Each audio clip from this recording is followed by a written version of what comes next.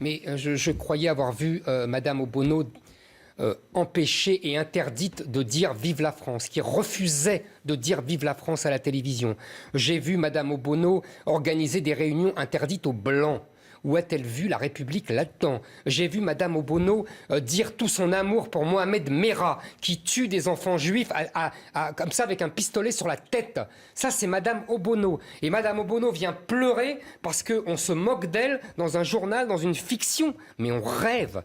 Mais moi, je vais vous dire, je pense que non seulement on a le droit de se moquer de Madame Obono, mais on a le devoir de combattre Madame Obono.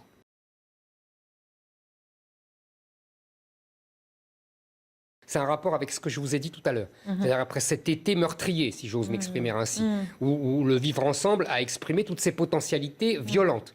Je pense qu'il s'agit pour la gauche de reprendre la main idéologique et de remettre le terrain de revenir sur le terrain de l'antiracisme, des méchants d'extrême droite, des méchants racistes et des gentils noirs et des gentils africains et des pauvres victimes, etc. Là, on voit bien toute l'imaginaire qu'on essaye de nous réimposer de force parce que l'été a été une leçon de choses extraordinaire pour tous les gens qui voulaient voir.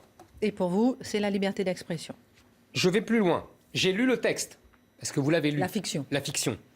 C'est très intéressant sur le fond et on comprend mieux, et je continue à répondre à votre question, on comprend mieux les réponses outragées. Parce que qu'est-ce que raconte le texte? En fait, il raconte deux choses.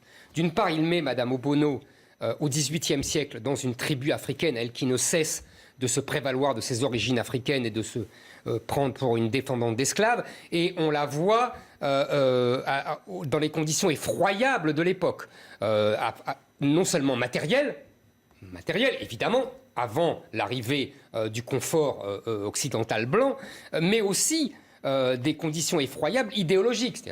On se moque du féminisme de Madame Obono, qui n'était pas vraiment la tasse de thé des chefs africains de l'époque. Voyez, donc. Et deuxièmement, qu'est-ce que montre ce texte? Il montre évidemment la réalité de l'esclavage et de la traite des Noirs. C'est-à-dire que c'était des négriers africains qui vendaient les esclaves noirs à des négriers blancs européens. Pas que. Oui, et que si vous voulez, et ça embête beaucoup Madame Obono et tous ses amis. Et donc, ils peuvent faire oublier ça. Ça les a énervés, je pense.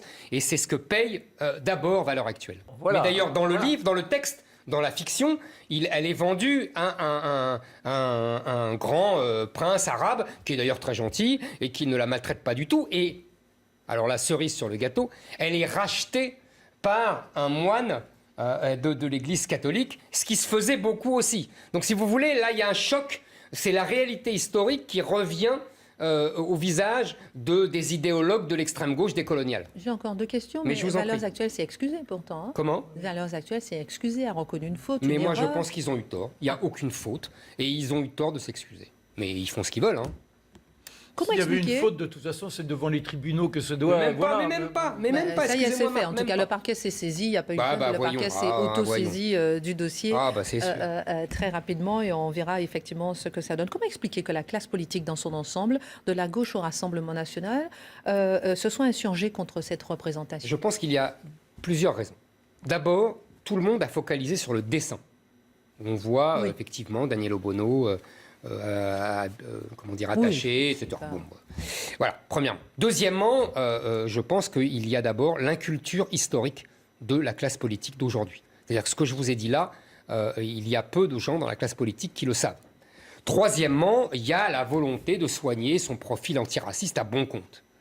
Même pour le Rassemblement national, qui est dans une volonté éternelle de fameuse dédiabolisation. Marine Le Pen est très soucieuse de ça. Et donc, ils en rajoutent. Quatrièmement, je pense que se faire les petits jeunes de Valeurs Actuelles fait beaucoup plaisir à beaucoup de gens, y compris au Rassemblement national. Donc, je pense que c'est tout ça. Et cinquième raison, je pense la plus importante, c'est celle que je vous ai dite tout à l'heure.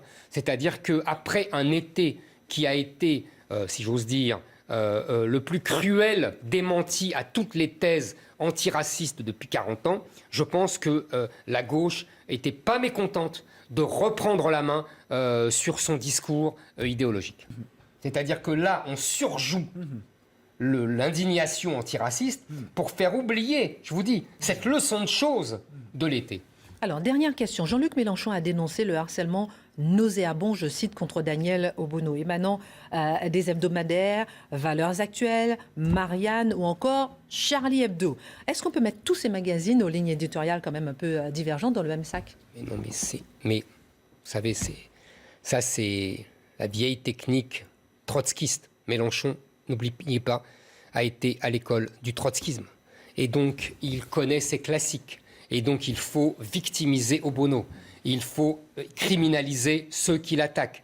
Obono le fait très bien, d'ailleurs. Vous avez vu, elle se répand partout, sur tous les médias. « Oh, j'ai mal à ma France, j'ai mal à ma République ». Parce que Mélenchon, qui se veut républicain, le propre du républicain, c'est de souhaiter qu'il y ait de la caricature, qu'il y ait de la provocation. On en revient à Louis-Philippe, on en revient à Charlie. Voilà, à Charlie, mais bien évidemment. Mais c'est indispensable. Mais il a raison. Quand Daumier dessine, puisqu'on parlait de dessin, comment il s'appelle, Louis-Philippe, sous la forme d'une poire. Il se moque de Louis-Philippe, du roi. Donc on a le droit de se moquer du roi. D'ailleurs, il aura des procès de presse, etc. Exactement comme aujourd'hui. On est revenu au temps de Louis-Philippe. Sauf que aujourd'hui, le roi, c'est Madame Obono. Admettre, oui, qu'il y ait un homme qui revendique la liberté, qui est là, qui se dresse, je suis le tribun du peuple, et qui combat l'essence même de l'esprit républicain. Mon cher Marc, c'est la devise, la phrase de Saint-Just. Pas de liberté pour les ennemis de la liberté. La gauche en est toujours là. C'est simple. Vous savez, Robespierre traitait Camille Desmoulins, qui se moquait de lui, de polisson, avant de l'envoyer à la guillotine.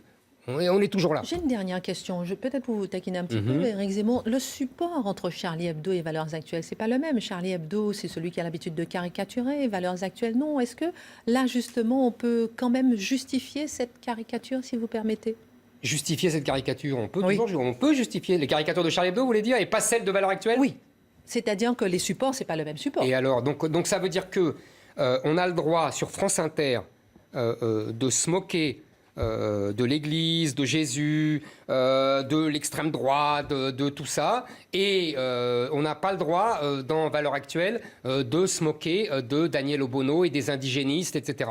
Moi, je ne comprends pas ce deux poids, deux mesures. Mais c'est ce que je dis, pas de liberté. C'est l'habitude de la gauche, pas de liberté pour les ennemis de la liberté. Et la caricature, c'est la trace même, c'est l'empreinte de la France et de l'esprit de liberté. Voilà. Oh, il n'y a pas qu'une fois qu'on sera d'accord, même s'il y a des dissensions de temps en temps. C'est vrai. En tout cas, rappelons que cette caricature a beaucoup choqué. Merci beaucoup pour vos réactions, messieurs, et pour cette émission excellente.